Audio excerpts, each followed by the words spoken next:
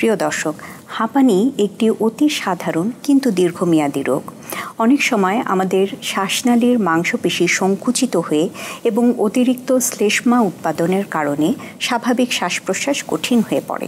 এটা হয়তো অনেকের কাছেই তেমন কোনো বিষয় না, আবার অনেকের কাছে হাঁপানি প্রাণঘাতী রোগ হতে পারে। আজকে আমরা এই হাঁপানি রোগের চিকিৎসা এবং প্রতিকার নিয়ে আলোচনা করব। দর্শক, শুভেচ্ছা জানিয়ে শুরু করছি মাছরাঙা টেলিভিশনের সরাসরি সম্প্রচারিত স্বাস্থ্য বিষয়ক অনুষ্ঠান স্কয়ার হসপিটাল ডক্টরস চেম্বার। সাথে আছি আমি ডাক্তার শর্মিলা হুদা শাওন। আপনাদের সুস্বাস্থ্যের প্রতি লক্ষ্য রেখে আমাদের এই আয়োজন। এই অনুষ্ঠানে আজ আমরা হাঁপানি রোগের চিকিৎসা এবং প্রতিকার সম্পর্কে আলোচনার পাশাপাশি আপনাদের সরাসরি টেলিফোন এবং SMS এর জবাবে পরামর্শ দেওয়ার চেষ্টা করব। হাঁপানি রোগের চিকিৎসা এবং প্রতিকার সম্পর্কে আলোচনা করতে এবং চিকিৎসা পরামর্শ দিতে আজ আমাদের সঙ্গে আছেন স্কয়ার হসপিটালের রেসপিরেটরি মেডিসিন ডিপার্টমেন্টের সিনিয়র কনসালটেন্ট অধ্যাপক ব্রিগেডিয়ার জেনারেল অবসরপ্রাপ্ত ডাক্তার মোহাম্মদ আজিজুর রহমান। স্বাগত জানাচ্ছি আপনাকে আজকের আলোচনা অনুষ্ঠানে। ধন্যবাদ আপনাকে মাছরাঙ্গা টেলিভিশনের পক্ষ থেকে আমাকে আমন্ত্রণ জানানোর জন্য, এবং দর্শকবৃন্দকে অনেক অনেক শুভেচ্ছা। হাঁপানি রোগ এটা আসলে আমরা বেশিরভাগ মানুষজনের কাছে শুনি অ্যাজমা। অনেকেই বলেন আমার অ্যাজমার সমস্যা আছে, নিজের থেকেই বলেন। আমি আপনার কাছে প্রথমেই জানতে চাইবো যে এই অ্যাজমা অথবা হাঁপানির সময় সাধারণত এটা কি এবং কি ধরনের অসুবিধা হতে পারে, কেন হয়? অ্যাজমা আসলে আমরা হাঁপানি বলি, ইংলিশে আমরা বলি ব্রঙ্কিয়াল অ্যাজমা, যেটা ফুসফুসের জন্য হয়। মেইনলি আসলে এটা হয় যে কিছু জেনেটিক কারণে অনেকে আমরা আমাদের যে শ্বাসনালী থাকে সেই শ্বাসনালীটা খুব রেসপন্সিভনেস খুব বেশি থাকে। তো জেনেটিক এই ইনফ্লুয়েন্স যাদের যাদের মধ্যে আছে তাদের শ্বাসনালীর হয় কি যে কোনো কিছুর প্রতি সেন্সিটিভিটি খুব বেশি থাকে। আবার যাদের এই জেনেটিক ইনফ্লুয়েন্স নাই তাদের শ্বাসনালীতে ওই ট্রিগার ফ্যাক্টরগুলো যেগুলো থাকে সেইগুলোর আসলে ভিতরে যখন লাংসে যায় তাদের কোনো রেসপন্স হয় না, অতএব তারা অ্যাজমাও বা হাঁপানি ডেভেলপও করে না। ইউজুয়ালি যেটা হয় যে এখানে শ্বাসনালী যখনই আমি জেনেটিক্যালি ডিটারমাইন্ড থাকবো যে আমার শরীরে একটা ইনফ্লুয়েন্স আছে, জেনেটিক ইনফ্লুয়েন্স, তখন আমার এয়ারওয়েটা হাইপার রেসপন্সিভ হবে। আর কিছু ট্রিগার ফ্যাক্টর থাকে যেটা হয়তো পরবর্তীতে আলোচনা করব। ওই ট্রিগার ফ্যাক্টরগুলো যখন আমার ফুসফুসের মধ্যে যায় তখনই আমার শ্বাসনালীটা খুব রেসপন্সিভ হয়ে যায়, যেটা নর্মাল লোকের হবে না। এই রেসপন্সিভ হওয়ার কারণেই তখন আমার শ্বাসনালীটা দেখা গেল যে ক্যালিভারটা বা ভিতরের জায়গাটা খুব সংকুচিত হয়ে যায়। সংকুচিত হয়ে গেলে সেটার ফলশ্রুতিতে যা হয় আমাদের শ্বাসকষ্ট হয়, পেশেন্টের চেস্ট টাইটনেস বলে অনেকে, যে আমি বুকে শ্বাস নিতে পারছি না, অনেকে বলে শ্বাস ছাড়তে পারছি না, সাথে কাশি হয়। আর অনেকের যেটাকে আমরা মেডিকেল টার্মে হুইজ বলি, একটা মুখে আওয়াজ হয় যে বাঁশির মতো আওয়াজ বের হতে থাকে। সাধারণত রোগীরা যদি খুব বেশি হাঁপানি না হয় তাহলে এই সিমটমসগুলো নিয়েই আসে। আর যদি খুব বেশি মাত্রায় হয়, যেটা একিউট হাঁপানি হলো বা অ্যাজমা হলো, লাইফ থ্রেটেনিং হলো, তাহলে প্রেজেন্টেশনটা একটু ডিফারেন্ট থাকে। আচ্ছা, সাধারণত আপনি যেরকম বললেন যে এটা কারো কারো ক্ষেত্রে অতিরিক্ত সংবেদনশীল থাকে, সবার ক্ষেত্রে না, হয়তো পরিবেশের কোনো জিনিসের প্রতি যেগুলো আপনি ট্রিগারিং ফ্যাক্টর বললেন, সবাই হয়তো তার প্রতি সংবেদনশীল না, কিন্তু যার হাঁপানি আছে তিনি হয়তো সেই বিষয়টির উপর সংবেদনশীল বেশি। সেই ট্রিগারিং ফ্যাক্টরগুলো কি কি তাহলে? হ্যাঁ, এই ট্রিগারিং ফ্যাক্টরগুলো আসলে অ্যাজমা পেশেন্ট যারা হাঁপানি রোগী তাদের জানা খুবই জরুরি, যে কোন কোন জিনিসে বা কোন কোন জায়গায় আমার ট্রিগার ফ্যাক্টরগুলো আছে। অতএব অ্যাজমা বা হাঁপানি প্রিভেনশনের ক্ষেত্রে রোগীদের একটা বড় পার্ট হয় পেশেন্ট এডুকেশনস। পেশেন্টকে এইগুলো জানানো যে আপনার এই জিনিস, এই অ্যালার্জেন আপনার সেন্সিটিভ, আপনি এইগুলোকে এড়িয়ে চলবেন। যেমন আমরা যদি দেখি যে বাহিরের প্রচণ্ড ধুলাবালু, যে তারপরে ধরেন এয়ার পলিউটেড এখন যেরকম, তারপরে ফিউম বা ধোঁয়া, বাহিরে গাড়ির কালো ধোঁয়া, এইগুলো অনেকের ক্ষেত্রেই দেখা গেল যে অ্যাজমার একটা অ্যালার্জেন হিসাবে কাজ করে। অনেক সময় দেখা যায় যে আমরা ঘরের ভিতরে যদি চিন্তা করি, ঘরের আমাদের একটা কার্পেট, তারপর বিছানা, এগুলোর মধ্যে একটা মাইট বলি আমরা, হাউস ডাস্ট মাইট। অনেকে দেখেন বিছানা ঝাড়া দিচ্ছে, তার সাথে সাথে হাঁচি আরম্ভ হয়ে গেল। তো বিছানা, কার্পেট এইগুলো একটা বড় কারণ। তারপরের কারণ আরেকটা যেটা হয়, আজকাল অনেকেই ধরুন পেটস রাখেন বাসায়, এই পেটসও একটা বড় কারণ। কুকুর, বিড়াল, তাদের যে গায়ের লোম, সেখান থেকেও একটা অ্যালার্জেন তৈরি হয়, যেটা অনেকেরই হবে না, কিন্তু অ্যাজমার যাদের হাইপার রেসপন্সিভ এয়ারওয়ে তাদের আবার দেখা গেল এটা খুব বেশি মাত্রায় সংবেদনশীল তারা। এছাড়া আরও অনেক কিছুইতে কাজ করে, যেমন বাহিরে অনেক সময় দেখা গেলো যে একটা এই পোলেন যেটা আমরা বলি, অথবা ফুলের রেণু, এগুলো বাতাসে উড়ে বেড়ায়, অনেক কিছুই আমরা দেখি না। পেশেন্ট ওইটাতে এক্সপোজড হলো, দেখা গেল সেইটাতে তার শ্বাসকষ্ট আরম্ভ হয়। বাসায় অনেক সময় ইনসেক্টস যেগুলো থাকে, স্পেশালি তেলাপোকা একটা বড় কারণ হিসাবে দেখা হয়। আরেকটা হলো যে ধরেন যে কেউ ভালো আছে, কোনো শ্বাসকষ্ট নাই, একটা ভাইরাল অ্যাটাক হলো, তার একটা ভাইরাল রেসপিরেটরি অ্যাটাক হলো, আর তারপরে কয়েকদিন পরে দেখা যায় যে তার অ্যাজমাটা আসে আরম্ভ হয়ে গেল। আচ্ছা, আমরা আরও জানবো। আমাদের সাথে একজন দর্শক আছেন, আমরা একটু ফোনটা নিয়ে নিই। জি, হ্যালো দর্শক, আপনার পরিচয় দিয়ে প্রশ্ন করুন। হ্যালো, ওয়ালাইকুম আসসালাম। জি, আমার দুটো কোশ্চেন ছিল। একটা হলো আমরা যে সাধারণভাবে যে হাঁচি দেই, এটা কি ছোঁয়াচে রোগ কিনা, এবং অ্যাজমা এটাও কি ছোঁয়াচে রোগ কিনা? জি দর্শক, আপনাকে ফোন দেওয়ার জন্য ধন্যবাদ। জি, ধন্যবাদ আপনাকে। আসলে অ্যাজমা, হাঁচি যেগুলো বলছেন, যেটাকে আমরা বলি যে অ্যালার্জিক রাইনাইটিস, অ্যাজমা এবং অ্যালার্জিক রাইনাইটিস, যে নাকে সর্দি লেগে থাকা, নাক বন্ধ থাকা, অল্পতেই হাঁচি আরম্ভ হয়ে যাওয়া, তারপর পরই শ্বাসকষ্ট হওয়া, এই দুইটা হলো যে মানে খুব একটার একটার সাথে ইন্টার রিলেটেড। ইউজুয়ালি ছোটোবেলা যারা অ্যাজমাটিক থাকে, ছোটোবেলা থেকেই তাদের এই জিনিসগুলো খুব বেশি হয়। অ্যালার্জিক রাইনাইটিস, তারপরে চোখ চুলকাবে, অনেকের স্কিন রোগ থাকে, সেইটাও অ্যালার্জিক, যেমন মনে করেন যে এক্সিমা থাকে অনেকের। বাট মূল কথা হলো অ্যাজমা অথবা এই যে অ্যালার্জিক রাইনাইটিস বা অন্যান্য যে কনজাংটিভাইটিস, এইগুলো কোনোটাই ছোঁয়াছে না। আপনি যতই ক্লোজ কন্ট্যাক্টে যান, এইগুলো কখনোই একজনের থেকে আরেকজনের যে ছড়িয়ে যাবে তার কোনো উপায় নেই। যদি তার ভাইরাল অ্যাটাক হয়, দ্যাট ইজ ডিফারেন্ট, যে তার শরীরে ভাইরাস আছে, সেইটা আপনার নাক দিয়ে মুখ দিয়ে বের হলে আপনার আশেপাশে যারা থাকবে তাদেরকে ভাইরাসটা অ্যাটাক করবে। কিন্তু অ্যাজমা ইটসেলফ বা নাকে যে সর্দি কাশিটা হয়, এটা কখনোই আপনার ছোঁয়াচে না। হ্যাঁ, নাকেরটা ছোঁয়াচে হতে পারে ওই কারণে যদি এটা ভাইরাল অ্যাটাক হয়ে থাকে, যে চারিদিকে একটা ভাইরাসের অ্যাটাক হচ্ছে, সেইখান থেকে আমার নাকে সর্দি কাশি হলো, অথবা আমার এই সর্দি কাশি আরেকজনের অ্যাটাক করতে পারে। আমরা আলোচনা করছিলাম এবং আলোচনার একটা পর্যায়ে আপনি বলছিলেন যে হাঁপানির জন্য বেশ কিছু ট্রিগারিং ফ্যাক্টর থাকে। আমার প্রশ্ন হচ্ছে, এই ট্রিগারিং ফ্যাক্টরগুলো কি রোগী এসে আপনাদেরকে বলবে যে এই এই এই বিষয়গুলো যখন কি হয়, কিংবা আমি যখন পরিবেশে এই ধুলোবলের মধ্যে আসি আমার তখন হাঁপানি হয়, নাকি একজন চিকিৎসক রোগীকে বলবেন যে আপনার এই এই বিষয়গুলো অ্যাভয়েড করা উচিত, এড়িয়ে চলা উচিত?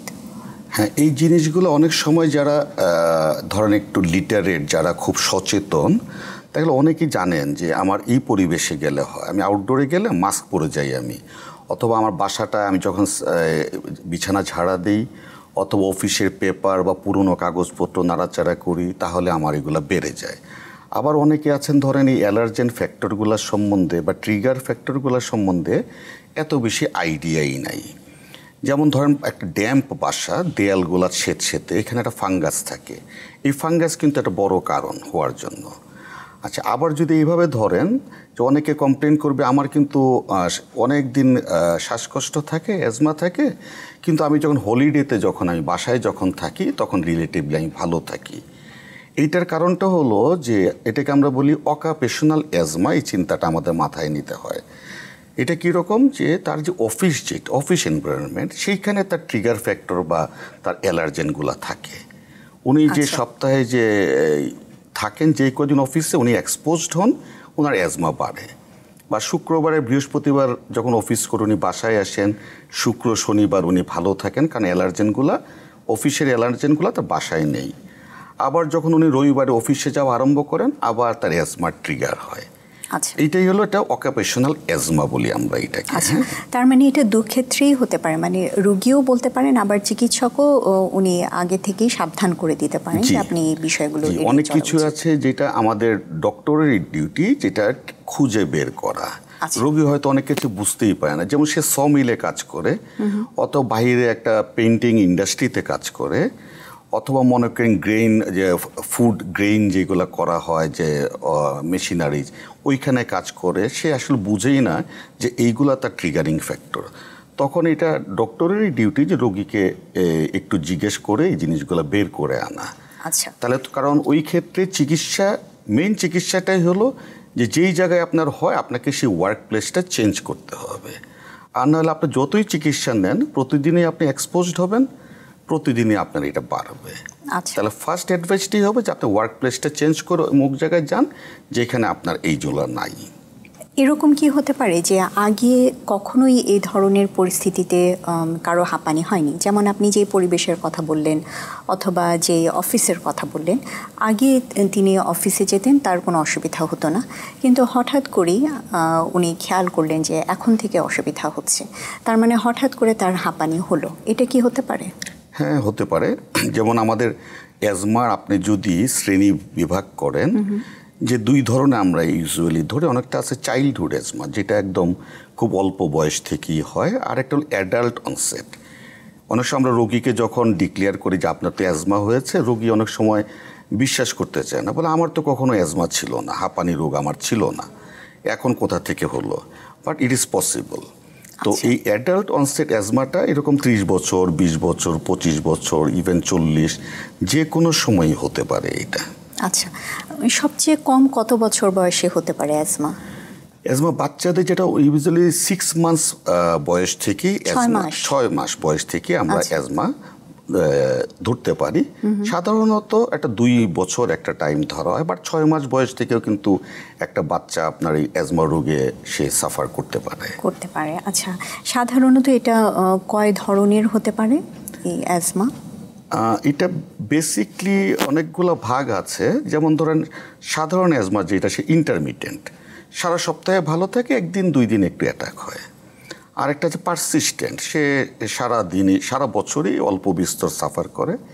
এইটাকে আমরা মাইল্ড, তারপর মাঝারি সিমটমস, তারপরে বেশি সিমটম, সিভিয়ার, এইটাতে ভাগ করি।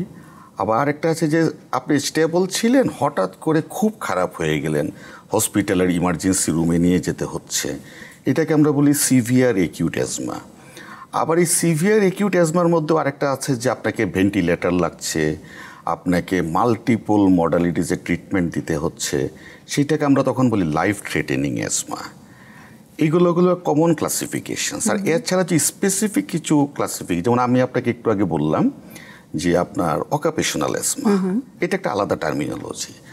আর একটা নাওএডেজ খুব ইম্পর্টেন্ট, এটা দর্শক শ্রোতাদেরও খুব একটু জানা উচিত, যে অনেক রোগী আমাদের কাছে আসে, তারা শুধু বলে কাশি, কোনো শ্বাসকষ্ট নাই, কিচ্ছু নাই। আপনার ফুসফুস যদি পরীক্ষা করেন, আপনি দেখবেন ইনভেস্টিগেশনস নর্মাল, আপনি স্টেতো বসালেন, দেখবেন রোগীর বুক একদম ক্লিয়ার, কিছুই নাই, শুধু কাশি, ইনট্র্যাক্টেবল কাফ, এত কাশি যে রোগী কাশতে কাশতে বুক ব্যথা হয়ে যায়।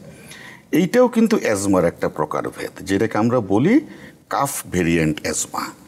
তো রোগীকে আমরা এটা বলে, রোগী বলে আমার তো শ্বাসকষ্ট না, এটা কিভাবে হাঁপানি হলো? আসলে এটাকে গত বেশ কয়েক বছর যাবৎ এই কাফ ভেরিয়েন্ট অ্যাজমা, এই টার্মিনোলজিটাকে অ্যাজমার ক্লাসিফিকেশন আনা হয়েছে। এবং এটাকে আপনি যতক্ষণ পর্যন্ত অ্যাজমার লাইনে চিকিৎসা না করবেন, ততক্ষণ পর্যন্ত এই কাশি কমবে না।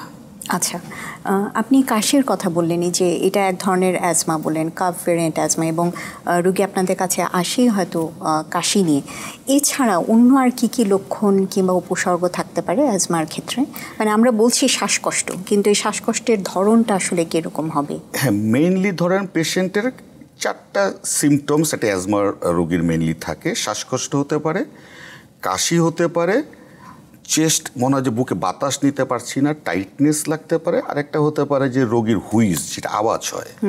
আমরা অনেক সময় রোগী নিজে টের পাই না, হয়তো হাজব্যান্ডের বা ওয়াইফকে জিজ্ঞেস করি, ওনারা বলে হ্যাঁ রাতে ওনার বুকে আমি পাশে শুনি যে বাঁশির মতো আওয়াজ হচ্ছে। এগুলো হলো কমন সিমটমস।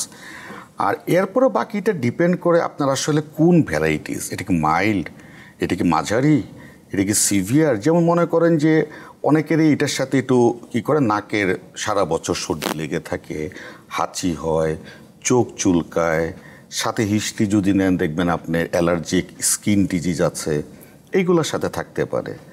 আবার ধরেন যে লাইফ থ্রেটেনিং, একদম সিভিয়ার একিউট, অ্যাজমা যেটা আমরা বলি, এই ক্ষেত্রে দেখা যায় অক্সিজেন স্যাচুরেশন কমে যায়, রেসপিরেটরি রেটটা অনেক বেশি হয়, পালস রেট বেড়ে যায়। আরও খারাপ যদি হয়, দেখা গেল যে বেড়ে যাওয়ার পরিবর্তে পালসে আপনার অ্যাবনর্মালিটি আসে, পালস কমে যায়।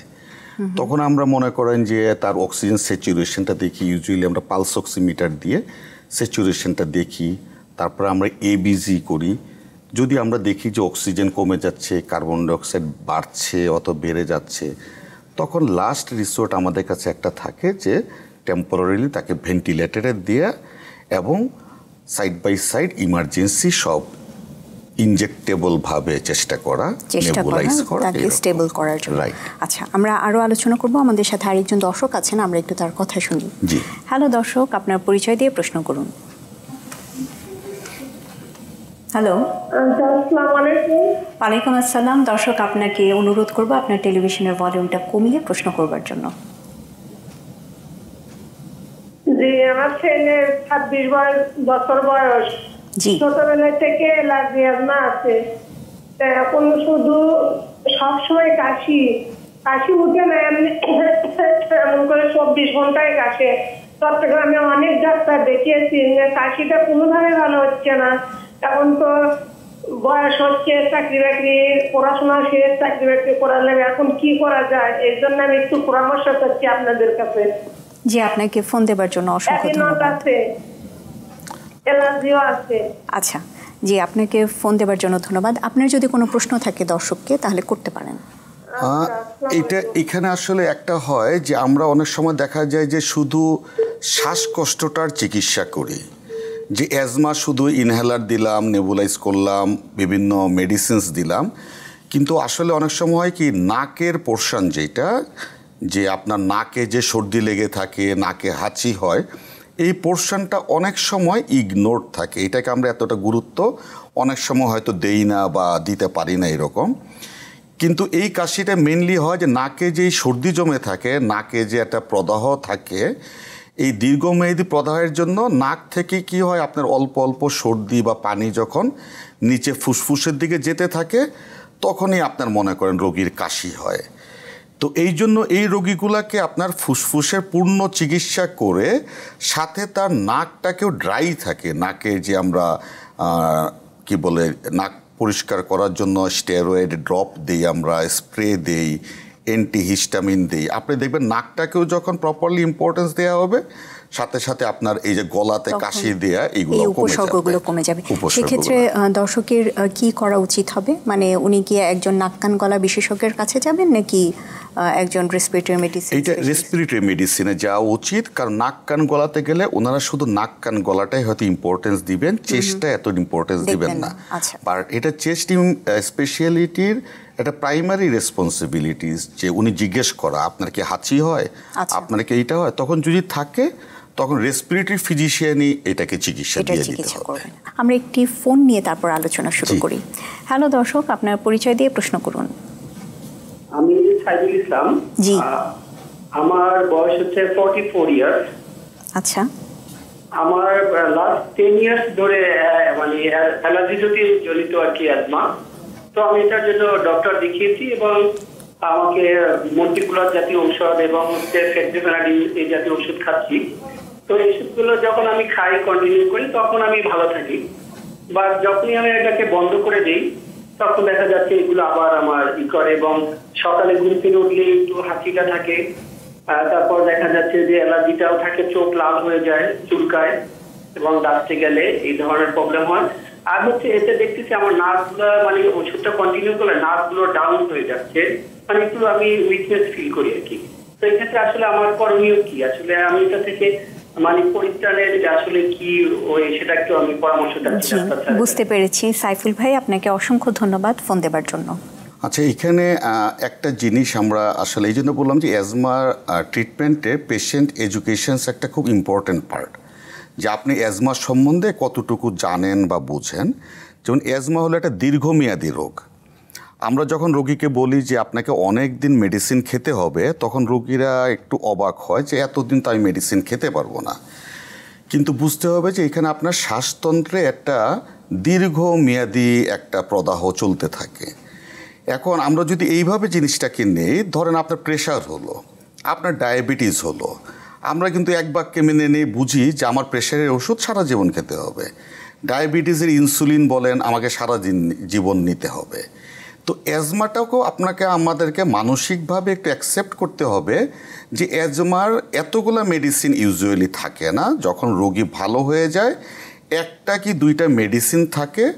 আপনি যদি এইগুলো দিনের পর দিন কন্টিনিউ করেন তাহলে দেখবেন আপনাকে বারবার এই অ্যাটাক হবে না।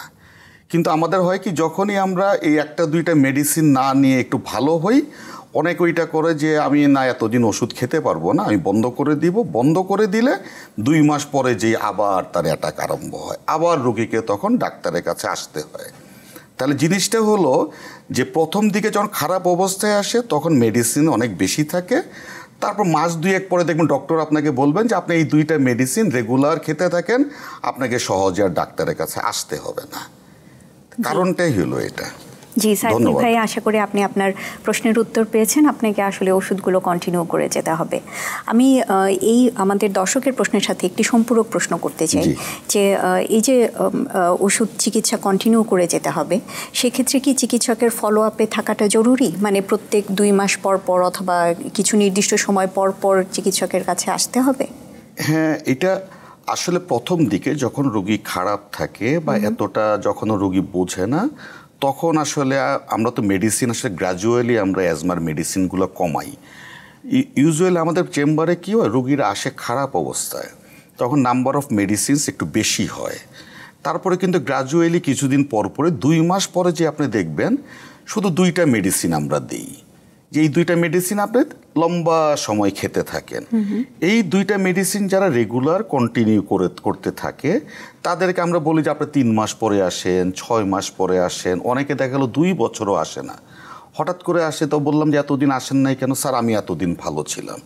মেডিসিন নিচ্ছিলেন? হ্যাঁ স্যার আমি 2টা মেডিসিন রেগুলার নিচ্ছিলাম।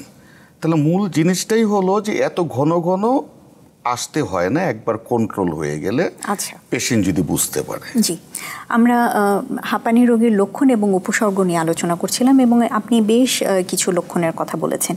এই লক্ষণগুলোর মধ্যে কখন আসলে চিকিৎসকের কাছে যাওয়া উচিত?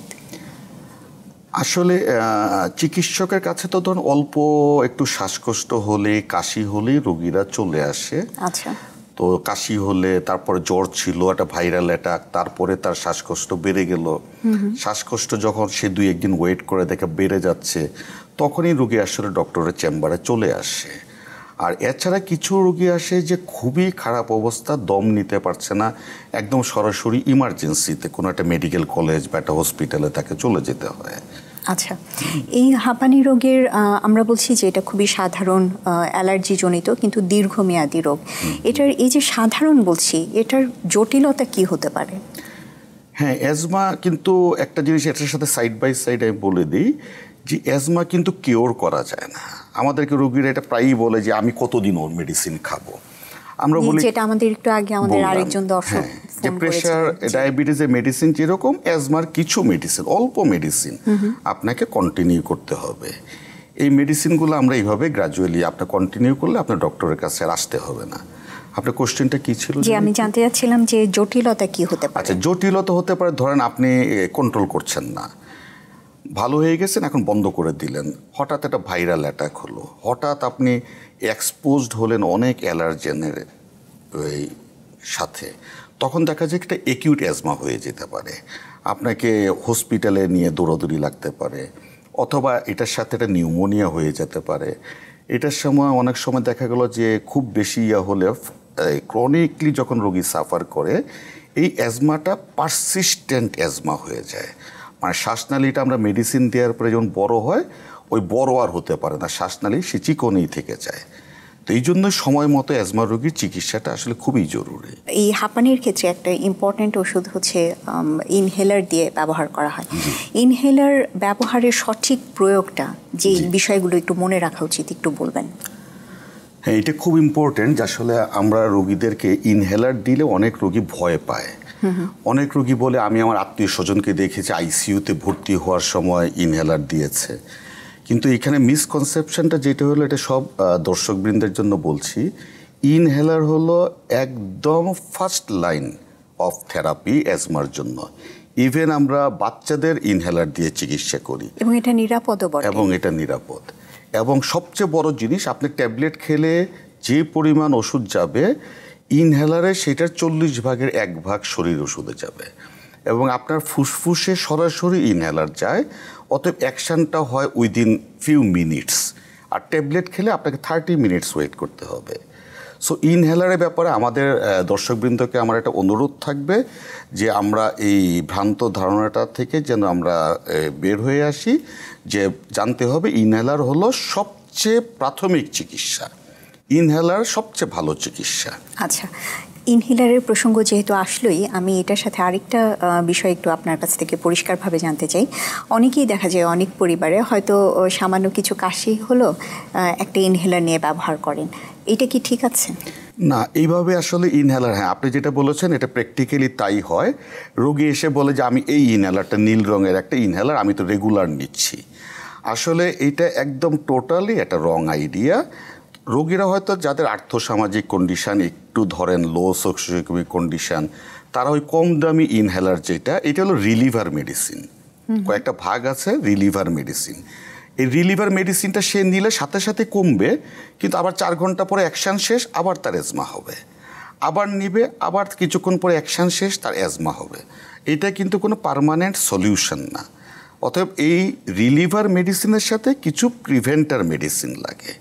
ওই প্রিভেন্টার মেডিসিনগুলো হলো লো ডোজ স্টেরয়েড, যেটা আমরা ইনহেলারের মাধ্যমে দেই এবং যেটা অবশ্যই একজন চিকিৎসক পরামর্শের সাথে এটা সে ব্যবহার নেওয়া উচিত। আচ্ছা, যদি এরকম হয় যে কোনো গর্ভাবস্থায় কোনো নারী, তিনি হয়তো আগে থেকেই অ্যাজমার রোগী ছিলেন, পরবর্তীতে গর্ভধারণ করেছেন, সেক্ষেত্রে কি তিনি এই একই ওষুধ কন্টিনিউ করে যাবেন? হ্যাঁ, এটা খুব ইম্পর্ট্যান্ট। আমাদের কাছে রোগীরা প্রায়ই এটা জিজ্ঞেস করেন। সমস্ত অ্যাজমা মেডিকেশনস যা কিছু আছে ইনক্লুডিং স্টেরয়েড সহ সব মেডিসিনসগুলো প্রেগনেন্সিতে 100% সেফ। 100% সেফ। শুধু আমাদের খেয়াল রাখতে হবে পেশেন্টকে যত কম মেডিসিন দিলে কাভার হয় সেইটাই দেওয়া উচিত। যতই আমরা সেফ বলি, আমরা প্রেগনেন্সিতে একটা আমাদের নর্মাল একটা রুলস হলো পেশেন্টকে যত কম মেডিসিন আমি এক্সপোজ করতে পারি, কিন্তু আমার যদি ম্যাক্সিমাম মেডিকেশনস তার জন্য লাগে আমি সেইটা দিব without thinking about the baby. বাচ্চার কোনো ক্ষতি হয় না। এটা পাশাপাশি আরেকটা জিনিস আপনাকে আমি বলি, অনেকে জিজ্ঞেস করে আমি ব্রেস্ট মিল্ক খাওয়াতে পারবো নাকি আমার বাচ্চাকে। অ্যাবসলিউটলি ব্রেস্ট মিল্ক খাওয়াতে পারবে, কারণ ওই মেডিসিনগুলা ব্রেস্ট মিল্কে এত কম পরিমাণে যায় যেটা বাচ্চার কোনো ক্ষতি করে না। আচ্ছা, থার্ড সবচেয়ে ইম্পর্টেন্ট যেটা, ব্রেস্ট মিল্ক যে বাচ্চাগুলোকে খাওয়ানো হয় 6 মাস, সেই বাচ্চাগুলোর পরবর্তীতে অ্যাজমাটিক্স হওয়ার সম্ভাবনা খুব কম থাকে।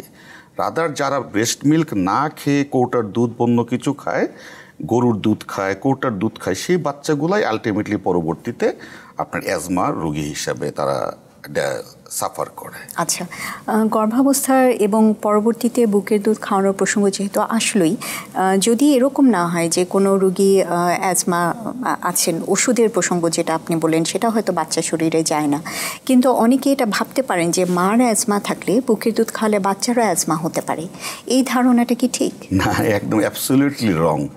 কারণ অ্যাজমা তো বললাম এটা রক্ত দিয়ে ছড়ায় না, এটা শ্বাসের মাধ্যমে ছড়ায় না, এটা জেনেটিক ফ্যাক্টর আর অ্যালার্জেন। অতএব বাচ্চার অ্যাজমা হওয়ার কোনো সম্ভাবনা নাই ব্রেস্ট মিল্কের জন্য। এখানে একটা ইম্পর্টেন্ট কথা একটু বলি side by side. Pregnant lady যাদের অ্যাজমা আছে তারা ডেফিনেটলি অ্যাজমার ভালো কন্ট্রোলে রাখা উচিত প্রেগনেন্সিতে। না হলে যেটা হয়, এই যে বাচ্চার যে অক্সিজেন ডেফিসিয়েন্সি হয়, অক্সিজেনের ঘাটতি হয় শরীরে, বাচ্চাটা হয় কি লো বার্থ ওয়েট হয়, প্রিমেচিউর লেবার হয়, অনেক বাচ্চা জরায়ের ভিতরে মারা যায়। এই বাচ্চাগুলো যারা প্রিমেচিউর লো বার্থ ওয়েট, এই বাচ্চাগুলো আলটিমেটলি দেখা যায় পরবর্তীতে অ্যাজমা ডেভেলপ করে। সো মায়ের প্রধান দায়িত্ব হলো তার নিজের যদি অ্যাজমা থাকে তার নিজের অ্যাজমাটাকে খুব ভালো টাইটলি কন্ট্রোল রাখা, তাহলে বাচ্চার অ্যাজমা হওয়ার প্রবণতা খুব কমে যাবে এবং জটিলতাও সেক্ষেত্রে অনেক কম হবে। আচ্ছা, আমাদের হাতে বেশি সময় নেই, আমাদের দর্শকের উদ্দেশ্যে যদি আপনার কোনো পরামর্শ থাকে তাহলে দেবার জন্য অনুরোধ করছি। আচ্ছা, এখানে দর্শকদের জন্য আমার কয়েকটা কথা থাকবে। সেটা হলো যে অ্যাজমার মেডিসিনস একটু লম্বা সময় চালাতে হবে। আমরা যে জিনিসটা একটু মনে রাখি, যত ভালো মেডিসিনস আমরা বাইরে যে বিভিন্ন দেশ থেকে নিয়ে আসি, সব মেডিসিন আমাদের দেশে অ্যাভেলেবল, এভরি মেডিসিনস। রাদার আমাদের দেশ থেকে আমরা মেডিসিনসগুলো এখন বাইরে এক্সপোর্ট করি। সব মেডিসিন নিয়ে চিন্তিত হওয়ার কিছু নাই। 3 নাম্বার হলো যে কিছু কিছু ড্রাগস খেলে কিন্তু অ্যাজমা বেড়ে যায়। যেমন আমরা যদি পেইন কিলার খাই, অথবা আমরা যদি কিছু হাইপার টেনশনের মেডিসিন আছে যেটাকে বিটা ব্লকার বলি, একটা এসি ইনহিবিটার বলি, এই ড্রাগসগুলো কিন্তু অ্যাজমাকে বাড়ায়। অতএব আপনার যদি বাত, ব্যথা, প্রেশারের সমস্যা থাকে, আপনি আপনার ডক্টরকে বলবেন যে আমার কিন্তু এই ডিজিজগুলো আছে। তাহলে ডক্টর ওই কথা চিন্তা করে আপনাকে আপনার প্রেশারের ওষুধটা চেঞ্জ করে দিবেন, অথবা পেইন কিলার আপনাকে দিবেন না। আরেকটা ইম্পর্টেন্ট জিনিস, আমরা অনেক সময় মনে করি কি nebuliser very effective. Nebuliser very effective, কোনো সন্দেহ নাই। বাট নেবুলাইজারটা আসলে হলো যখন একিউট অ্যাজমা, সিভিয়ার অ্যাজমা হয় সেই সময়ের জন্য। নেবুলাইজারটা কিন্তু কখনোই আমাদের ইনহেলারের বিকল্প নয়। কারণ নেবুলাইজার আমরা যে মেডিসিনটা দিই, সেই মেডিসিনটা কিন্তু ইনহেলারের মধ্যে আছে, কিন্তু নেবুলাইজেশনের মধ্যে নাই। অতএব আপনি যত নেবুলাইজার নেন, 4 ঘন্টা পরে অ্যাকশন শেষ হয়ে যাবে, আবার আপনার অ্যাজমা হবে। সেই জন্য যখন নেবুলাইজারটাকে রেগুলার বেসিসে অভ্যাস না করে আপনাকে ইনহেলার এবং অন্যান্য মেডিসিনের উপরে ভরসা করতে হবে। আর যখন আপনি খারাপ হবেন, অবশ্যই বাসায় নেবুলাইজেশনটা নিয়ে নিতে পারেন, এতে কোনো সমস্যা নেই। আচ্ছা, আমাদের হাতে আর একেবারেই সময় নেই, আমাদের এইখানে প্রোগ্রামটা শেষ করতে হচ্ছে। আপনাকে অসংখ্য ধন্যবাদ। আপনাকেও এবং মাছরাঙ্গা টেলিভিশনকে অসংখ্য ধন্যবাদ আমাকে আমন্ত্রণ জানানোর জন্য, এবং দর্শকদেরকেও অনেক অনেক ধন্যবাদ।